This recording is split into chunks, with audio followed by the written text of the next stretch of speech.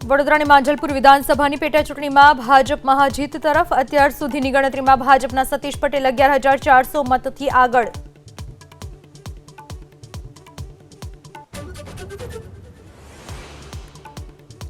બિહારની બાંકીપુર વિધાનસભા બેઠક પરથી જનસુરાજ પાર્ટીના પ્રશાંત કિશોર આગળ, ભાજપ ઉમેદવાર નીરજ કુમાર બીજા ક્રમે।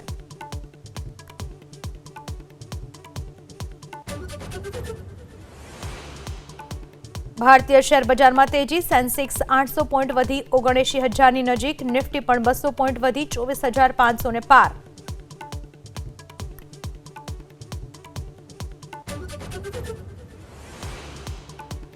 बनासकांठाना अमीरगढ़ में चांदीपुरा वायरस थी 10 वर्षना बाळकनुं मौत। थोड़ा दिवस पहला रिपोर्ट आव्यो हतो पॉजिटिव। अत्यार सुधी बनासकांठा में चांदीपुरा वायरस थी 2 बाळकोना मौत।